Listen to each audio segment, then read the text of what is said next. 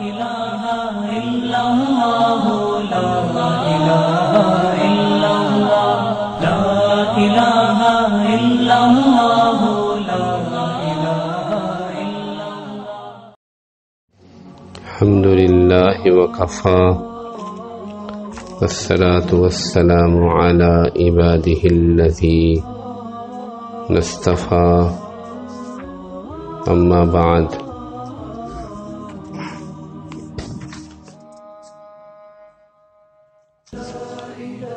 عن معاذ بن جبل رضي الله تعالى عنه قال كنت ردف النبي صلى الله عليه وسلم ليس بيني وبينه إلا مؤخرة الرحل فقال يا معاذ بن جبل فقلت لبيك يا رسول الله وسعديك ثم سار ساعة ثم قال يا معاذ بن جبل قلت لبيك يا رسول الله وسعديك ثم سار ساعة ثم قال يا معاذ بن جبل قلت لبيك يا رسول الله وسعديك قال هل تدري ما حق الله عز وجل على العباد قال قلت الله ورسوله أعلم قال فإن حق الله على العباد أن يعبدوه ولا يشركوا به شيئا ثم سار ساعة ثم قال يا معاذ بن جبل قلت لبيك يا رسول الله وسعديك قال هل تدري ما حق العباد على الله إذا فعلوا ذلك قلت الله ورسوله أعلم قال ألا يعذبهم رواه البخاري ومسلم واللفظ له. اللهم صل على سيدنا محمد وعلى آل سیدنا محمد وبارک وسلم. یہ حدیث معاذ بن جبل ہے جو کہ سواری پر ارشاد فرمائی گئی، اور یہ حدیث ایک بہت بڑی بشارت پر مبنی ہے، اور شہادتین کی گواہی دینا جو اس وقت ہمارا موضوع چل رہا ہے، جس کے بارے میں کثرت سے حدیثیں آئی ہیں، ان میں یہ حدیث ایک خاص مقام رکھتی ہے. حضرت معاذ بن جبل رضی اللہ عنہ فرماتے ہیں کنت ردف النبی، ردیف سواری میں پیچھے بیٹھنے والے کو کہتے ہیں. اونٹ پر عام طور پر ایک آدمی، خچر پر اونٹ پر ایک آدمی سواری کیا کرتا تھا، لیکن بعض اوقات دو آدمی بیٹھ جایا کرتے تھے. اونٹ پر ایک پالان لگائی جاتی تھی جس میں جو اصل سوار ہوتا تھا اس کے پیچھے ایک لکڑی ہوتی تھی، جیسے پیچھے سترا پڑا ہوا ہے آپ دیکھ رہے ہیں لکڑی کا، ایسے ہی ایک لکڑی ہوتی تھی جس کو پالان کی لکڑی کہا جاتا تھا. جو آدمی پیچھے بیٹھتا تھا وہ اس لکڑی کے پیچھے بیٹھا ہوتا تھا. اس کو موخرۃ الرحل یا مؤخرۃ الرحل کہتے ہیں عربی میں. رحل پالان کو کہتے ہیں، اور مؤخرہ وہ لکڑی جو دو بندوں کے درمیان حائل ہو جائے. جب یہ بیان کیا جاتا ہے تو اس کا مقصد ہوتا ہے کہ کمال قربت تھی، کیونکہ ایک لکڑی جو ہے وہ تھوڑی سی حائل ہوتی ہے لیکن حقیقت میں بندہ بالکل ساتھ ہی جڑا ہوتا ہے. لیس بینی و بینہن الا مؤخرۃ الرحل، فرمایا کہ میرے اور ان کے درمیان صرف پالان کی لکڑی حائل تھی. فقال یا معاذ بن جبل، آپ نے فرمایا اے معاذ بن جبل. فقلت لبیک یا رسول اللہ وسعدیک، میں نے عرض کیا لبیک یا رسول اللہ وسعدیک. لبیک میں نہیں، میں حاضر ہوں. لبیک میں حاضر ہوں، یہ عربی کا مشہور لفظ ہے. حاجی بھی جا کے عرفہ کے میدان میں لبیک لبیک کہتے ہیں. سعدیک، آپ ارشاد فرمائیں میں ہمتن گوش ہوں، میں مکمل حاضر ہوں، حکم کیجئے. خاموشی ہے. ثم سار ساعتن، کچھ دیر گزر گئی.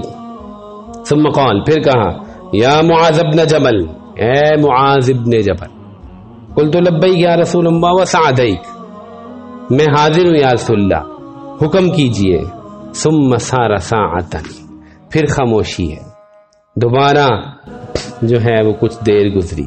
ثم قال یا معاذ بن جبل، اے معاذ بن جبل. قلت لبیک یا رسول اللہ وسعدیک، میں حاضر ہوں، ارشاد فرمائیے. قال هل تدری ما حق اللہ عز وجل علی العباد، اے معاذ بن جبل کیا تم جانتے ہو کہ اللہ جل جلالہ کا بندوں پہ کیا حق ہے؟ قال قلت اللہ ورسولہ اعلم، میں نے کہا کہ اللہ اس کے رسول ہی جانتے ہیں۔ قال فإن حق اللہ علی العباد ان یعبدوہ ولا یشرکوا بہ شیئا، فرمایا بے شک اللہ جل جلالہ کا حق بندوں پہ یہ ہے کہ بندے صرف اس کی عبادت کریں اور اس کے ساتھ کسی کو شریک نہ ٹھہرائیں۔ ثم سار ساعتا، پھر خاموشی ہو گئی۔ ثم قال یا معاذ بن جبل، اے معاذ بن جبل، قلت لبیک یا رسول اللہ وسعدیک، میں نے عرض کیا جی میں حاضر ہوں، ارشاد فرمائیے۔ قال هل تدری ما حق العباد علی اللہ، کیا تجھے پتہ ہے کہ بندوں کا اللہ پر کیا حق ہے؟ اذا فعلوا ذلک، جب وہ اللہ کا حق ادا کر ڈالیں، یعنی اس توحید پر قائم ہو جائیں۔ قلت اللہ ورسولہ عالم، میں نے کہا اللہ اس کے رسول ہی جانتے ہیں۔ قال اللہ یعذبہم، کا حق یہ ہے کہ اللہ تعالیٰ انہیں عذاب نہ دے۔ رواہ البخاری و مسلم واللفظ لہ، بخاری اور مسلم دونوں میں یہ روایت نقل کی گئی ہے، لیکن جو الفاظ یہاں کیے گئے ہیں وہ مسلم کے الفاظ ہیں۔ بہت عجیب حدیث ہے، یہ بڑا مقام ہے اس حدیث کا۔ پہلا سوال تو یہ ہے کہ یہ 3 مرتبہ جو ہے وہ جو حضرت نے ارشاد فرمایا اور حضرت معاذ بن جبل نے جو ساری کیفیت بیان کی کہ ایسے میں سواری پہ بیٹھا ہوا تھا اور یہ ایسے جو ہے بالکل قریب تھا، اس کا کیا مقصد ہے؟ حدیث سیدھی سیدھی بیان کر دیتے، اس کے کئی ساری توجیحات ہوتی ہیں۔ ایسی حدیثیں جو ہوتی ہیں نا، محدثین جیسے حافظ ابن حجر ہیں، بخاری کے شارح ہیں، امام نووی ہیں، مسلم کے شارح ہیں، وہ پھر توجیحات بیان کرتے ہیں۔ وہ عالمانہ کلام ہوتا ہے، لیکن بہرحال آسان اردو میں چند چیزیں بیان کر دیتا ہوں۔ مثلا ایک بات تو یہ بیان کی گئی ہے کہ معاذ ابن جبل رضی اللہ عنہ بیان کرنا چاہ رہے تھے کہ حضور پاک صلی اللہ علیہ وسلم جو ہیں وہ میں ان کے کتنا قریب تھا، کیسا قرب مجھے حاصل تھا، بالکل ساتھ جڑا ہوا تھا، اور ایک مقام تھا ان کا رسول پاک صلی اللہ علیہ وسلم کی بارگاہ میں۔ اس لیے فرمایا عالمہم بالحلال والحرام معاذ بن جبل، حرام و حلال کے سب سے زیادہ اس امت کے ماہر جو ہیں معاذ بن جبل ہیں۔ اور حضور پاک صلی اللہ علیہ وسلم جو ہے وہ کیوں ایسا کر رہے تھے کہ آپ بار بار مخاطب کر رہے تھے؟ آپ علیہ الصلوۃ والسلام کو شاید کچھ تردد ہو رہا تھا کہ میں یہ بات اس کو بتاؤں یا نہ بتاؤں یا نہ بتاؤں۔ ایک قول تو یہ ہے، اور دوسرا قول یہ ہے کہ آپ علیہ الصلوۃ والسلام جو ہے وہ ان کو متوجہ کر رہے تھے، یہ آپ علیہ السلام کی عادت تھی۔ بلایا، وہ حاضر ہو گئے، حاضر باش، پھر خاموشی اختیار کی، پھر حاضر باش، پھر خاموشی اختیار کی، پھر حاضر باش، پھر خاموشی اختیار کی، پھر بیان کر دیا۔ ایک اور وجہ ہے جو حافظ امام نووی نے بیان کی ہے، اور وہ اگلی حدیث جو انشاءاللہ کل بیان کروں گا اس میں آئے گی، وہ ہے کہ آپ علیہ السلام پر بعض اوقات ایک استغراق کی کیفیت ہوتی تھی، ایک مقام ہو جاتا تھا، حال طاری ہو جاتا تھا اللہ کی محبت کا اور اللہ تعالیٰ کی طرف سے ایک جو ہے وہ تعلق کا، کہ ایک استغراق ایک جو ہے اس کی کیفیت طاری ہو جاتی تھی کہ ایک بندہ کسی چیز میں بہت زیادہ مگن ہو تو اس کو استغراق کہتے ہیں ابھی۔ اور اسی طرح جو ہے وہ معاذ ابن جبل کا یہ جو سارا واقعہ بیان کرنے کی بھی ایک توجیہ عاشقانہ بڑی پسند ہے ہمیں، وہ یہ ہے کہ صحابہ کی عادت تھی کہ محبوب کے ساتھ جو گزرا ہوا وقت ہوتا تھا اس میں جو انہوں نے ایکشن کیے، جس طرح انہوں نے بلایا، اس کو جو ہے وہ سارا بیان کیا جاتا تھا کہ محبوب کے ساتھ جو گزرا ہوا وقت ہوتا ہے آدمی اس کو مزے لے لے کر بیان کرتا ہے۔ اس کی بہت ساری مثالیں جو ہیں قرآن میں حدیث میں موجود ہیں کہ ابن مسعود، ابو ہریرہ رضی اللہ عنہ پورا واقعہ بیان کرتے ہیں کہ ایسے ہوا، میں رسول پاک صلی اللہ علیہ وسلم کے ساتھ ایسے گیا، یوں بیٹھا، آپ نے مجھے یوں پکارا۔ حالانکہ میسج تو اینڈ پہ ہوتا ہے، لیکن اس سے محبت کا پتہ چلتا ہے کہ عاشق اور محبوب میں کیسا تعلق تھا، یہ لوگ رسول پاک صلی اللہ علیہ وسلم سے کیسی محبت کرتے تھے۔ بہرحال حدیث کا خلاصہ یہ ہے کہ 3 دفعہ متوجہ کر کے جب دیکھا کہ بالکل متوجہ ہو گئے، پوچھا بتاؤ اللہ کا کیا حق ہے بندوں پر؟ اصل حق تو اللہ کا ہے، اللہ ہمارے خالق ہیں، مالک ہیں، اللہ نے ہمیں پیدا کیا، سارا حق ہی ان کا ہے۔ تو ایک ہی حق بتایا اور وہ توحید ہے کہ اللہ کے سوا کسی کو شریک نہیں کرنا اس کی عبادت میں، یہ سب سے بڑا حق ہے۔ جیسے اردو کا ایک محاورہ ہے، ہاتھی کے پاؤں میں سب کے پاؤں، یعنی کہ وہ ایک ہی حق اتنا بڑا ہے کہ بس ساری چیزیں اس میں آ جائیں گی۔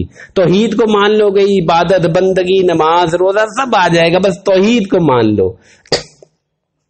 اور پھر تھوڑی دیر بعد دوبارہ پوچھا کہ یہ بتاؤ کہ بندوں کا کیا حق ہے؟ پھر ان کا اللہ اور رسول جانتے ہیں، تو فرمایا کہ اللہ تعالیٰ ان کو عذاب نہ دے، اللہ تعالیٰ ان کو عذاب نہ دے۔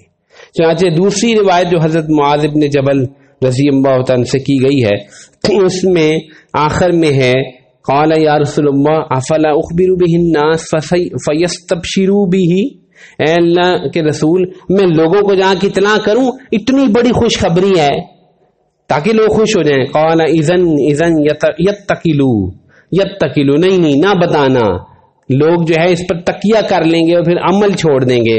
فاخبر بها معاذ عند موته تعصما، لیکن حضرت معاذ نے آخر میں بالکل مرض الوفات میں کتمان علم کے ڈر سے یہ حدیث جو ہے لوگوں میں بیان کر دی، آخری زندگی میں جا کے، کہ یہ اتنی بڑی بشارت جو ہے وہ ہمیں جو ہے اللہ کے نبی نے دی ہے کہ ہم توحید پر قائم ہو جائیں، شہادتین کی گواہی دے دیں اور اس پر جمے رہیں، اس پہ جمے رہیں، بس پار ہو جائیں گے۔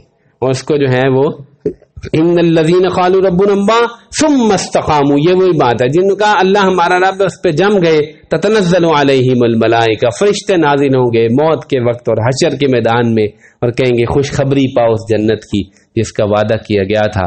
اللہ تعالیٰ ہم سب کو توحید پہ جمنے کی توفیق نصیب فرمائے۔ وآخر دعوانا الحمدللہ رب العالمین۔